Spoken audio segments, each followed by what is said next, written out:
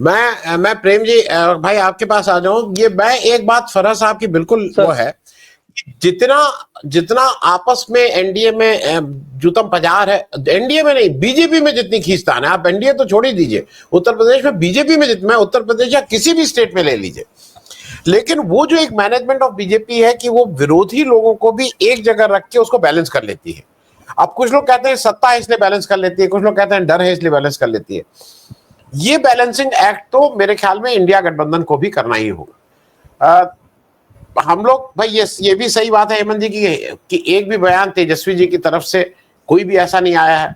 लालू जी ने आज तक एक बयान, एक जिस बयान को लोग कहते हैं जब उन्होंने अरविंद केजरीवाल और उस समय कहा था कि नहीं नहीं कुछ नया लीडर, ममता जी के बारे में उन्होंने कहा था नहीं नहीं वो भी लीडर हो सकती है, इसमें कोई खराब बात नहीं थी। फिलहाल में मैं एक चीज और आप लोगों से पूछ लूं। मेरे एक दर्शक बाहर कहे हैं कि भाई कोई सतरंग इंडिया, उसमें कुमार अनिल जी है, मैं नहीं जानता हूं कुमार अनिल जी को, उनके लिए उनका आग्रह है कि उनको भी कहीं लाया जाए। अगर आप लोग कोई जानते हैं तो उनका नंबर दे दीजिएगा, उनको भी ले आएंगे, शायद बिहार के मामले में अच्छा बोलते हैं। मैं प्रेम भाई ये जरा बताइए, गुस्सा तो कायदे से लेफ्ट को होना चाहिए, ये तो वाम दल से कन्हैया टूट के आए हैं, जो पूरा वाम दल शुरुआत की अपनी पॉलिटिक्स की तो अगर किसी को गुस्से होने का हक है तो वो गुस्सा तो वाम दल को होना चाहिए। लेकिन वाम दल इतना आप जो भी कहिए वो इतनी मैच्योरिटी दिखाया है कि उसने अभी तक, मैंने तो कहीं कम से कम ये गुस्सा नहीं देखा वाम दल का। और जैसा फरह साहब कह रहे थे कि यूपी में एक सक्सेसफुल मॉडल है जिसमें अखिलेश यादव जी ने एक बड़ा दिल दिखाया, ठीक से टिकट बांटे और उसका सबके सामने हुआ है, तो इस दृष्टि से आरजेडी ही वहां का सबसे बड़ा भाई रहेगा। लेकिन आरजेडी अगर ठीक लाइन पे होता है तो मेरे ख्याल में एनडीए की डगर अब मुश्किल होगी आपके हिसाब से। जी शुक्रिया आनंद जी। बिहार की सियासत को कन्हैया कुमार के इर्द गिर्द अगर हम देखें तो निश्चित रूप से वो लेफ्ट से आए हैं और उनका जाति से हट करके प्रभाव है, सारे वर्ग में जोशीले हैं, कनेक्टिविटी है, युवाओं को वो प्रेरित करते हैं। जब वो एक डफली बजाना शुरू कर देते हैं तो युवा थिरकने लग जाते हैं, तो ये उनका की यूएसपी है। मगर जो बात हम लोग कर रहे हैं कि क्या तेजस्वी ने कभी असंतोष प्रकट किया या कुछ ऐसी बात कही कि हम ये मतलब लगाएं कि कन्हैया से डर लगने लगा हो, देखिए इसको हम इस तरह से देखते हैं। देखिए विरोधियों को तो मौका मिलता है, वो प्लांट करते हैं चीजें, लेकिन प्लांट करने का जब कुछ आधार होता है तब वो प्लांट कर पाते हैं, इसको समझना होगा। ये जरूर है कि बीते समय में पप्पू यादव कैसे निर्दलीय सांसद बने, सबको पता है। क्या लालू प्रसाद जी का एटीट्यूड था, बोले या न बोले सबको मालूम है। कन्हैया कुमार क्यों हारे लोकसभा का चुनाव, सबको पता है, आरजेडी के कारण हारे। वो जीत सकते थे सीपीआई के उम्मीदवार बन करके, लालू प्रसाद जी नहीं चाहते थे। तो ये सब पुरानी जो चीजें हैं वो जुड़ करके ही प्रश्न को पैदा करती है। लेकिन इस प्रश्न की काट क्या है?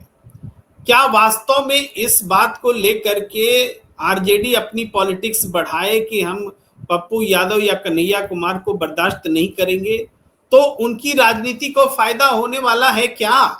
ये इसका उत्तर अगर हम ढूंढेंगे तो सब बातें समझ में आ जाएंगी। इसमें मैं फराह शकीब जी के ही साथ बात कर रहा था और उन्होंने ही एक बहुत मजबूत पॉइंट में बताया, वो ये कि देखिए अगर तेजस्वी यादव इस बार चूक जाते हैं मुख्यमंत्री बनने से तो कौन बनेगा? एनडीए से मोस्ट प्रोबेबली नीतीश ना बने, बीजेपी के ही बन जाए, और नीतीश बन भी जाते हैं तो बीजेपी का इतना स्ट्रांग उसमें पकड़ होगी कि आने वाले कई चुनाव बीजेपी जीतती जाएगी। और तेजस्वी यादव आज जो देख रहे हैं कि मुख्यमंत्री की कुर्सी पास है, उनसे दूर दूर बहुत दूर चली जाएगी। यही वो पॉइंट है जहां पर कि आरजेडी को यह समझना पड़ रहा है, समझना पड़ेगा कि अगर कांग्रेस मजबूत होती है, चाहे कन्हैया कुमार के कारण हो, चाहे कृष्णा अल्लावरू के प्रयास से हो, चाहे पप्पू यादव के प्रयास से हो, ये टेम्पो है बिहार के इस बार के चुनाव में कांग्रेस के लिए, 3 पहिए टेम्पो। ये टेम्पो अगर तेजस्वी यादव जो कि इन सबसे ज्यादा प्रभावशाली और तेजस्वी हैं और उनके साथ जनता है, तो वो अगर जुड़ जाते हैं तो वो उसको अच्छी खासी कार में बदल देंगे इस टेम्पो को। तो इस बात को अगर तेजस्वी यादव समझ रहे हैं, और समझना होगा, क्योंकि लालू प्रसाद जी जैसे समझदार, बुद्धिमान, चतुर नेता हैं जो इस राजनीति को समझते हैं, तो निश्चित रूप से कांग्रेस के मजबूत होने से महागठबंधन मजबूत होता है, ये बात उनको अंदर से माननी पड़ेगी, भले वो बाहर से बोले या ना बोले, ये उनको माननी पड़ेगी। और चूंकि वो अब तक ये बोलते रहे हैं कि कांग्रेस को कम सीटें आई इसीलिए हम सत्ता में आने से रह गए, कांग्रेस की स्ट्राइक रेट कम थी इसलिए हम सत्ता में आने से रह गए, ये बात बोलते रहे हैं, तो कांग्रेस की स्थिति मजबूत होगी तो आप सत्ता में निश्चित रूप से आएंगे, ये उसका उल्टा नतीजा, उल्टी बात है जो कि सटीक है। तो इस हिसाब से देखें तो जो ये बात सही होते हुए भी कि कन्हैया कुमार को वो कभी नहीं चाहते थे या पप्पू यादव को कभी नहीं चाहते थे, आज उनको इन चीजों से ऊपर उठ करके गले लगाना पड़ेगा। यह सिचुएशन है, राजनीतिक व्यवस्था है, राजनीतिक परिस्थिति है। तो इसीलिए तेजस्वी यादव के मुंह से ना आप सुने हैं ना आगे सुनेंगे कि उनको किसी से कोई परहेज है। ये इस प्रश्न का आपको मैं इसी तरीके से देखता हूं।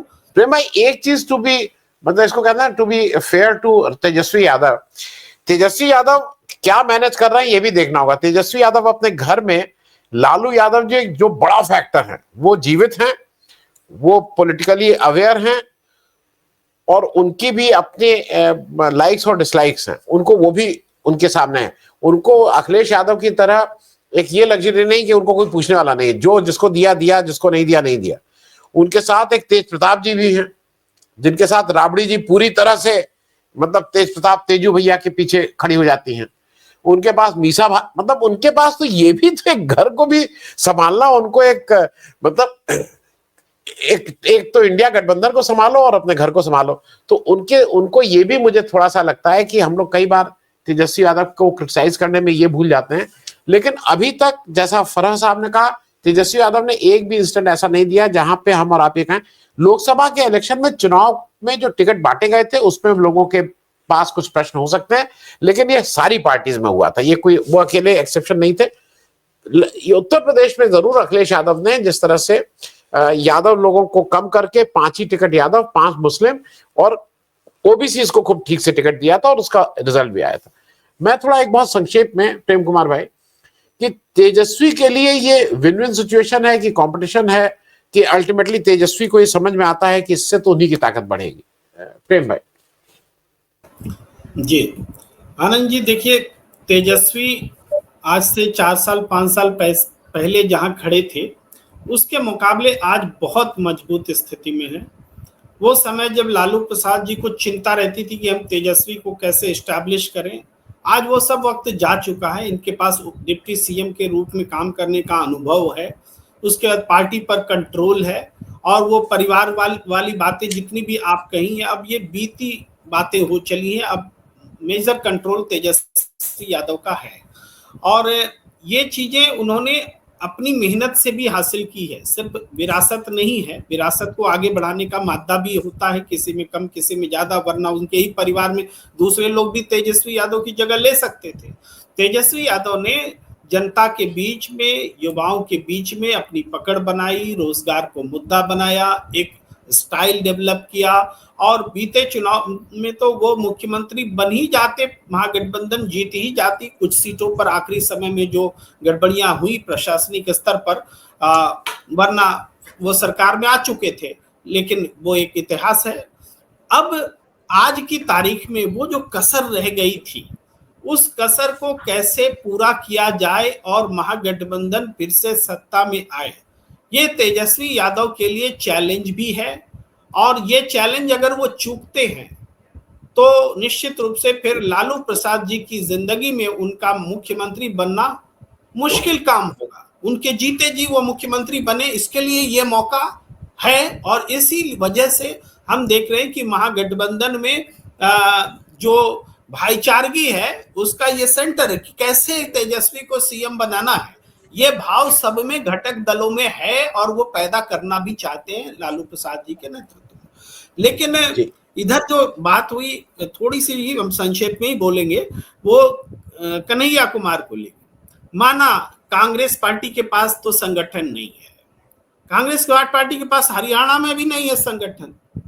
हरियाणा में संगठन है क्या भाई? क्या जिला अध्यक्ष है कि ब्लॉक अध्यक्ष क्या है? लेकिन फिर भी कांग्रेस पार्टी क्या हरियाणा में नहीं है?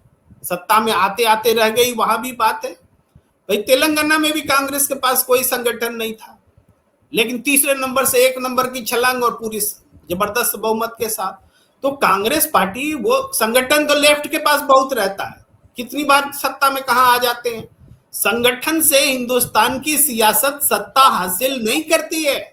संगठन तो एक सपोर्टिव चीज है, जो आज बीजेपी के पास थोड़ा मजबूत है, तो लगता है कि बीजेपी के पास संगठन है, कांग्रेस के पास संगठन नहीं। कांग्रेस जो भी संगठन की अवस्था रही है उस हिसाब से कहीं मजबूत कहीं कमजोर, लेकिन ये इसका पिलर जो है वो गांधी परिवार है।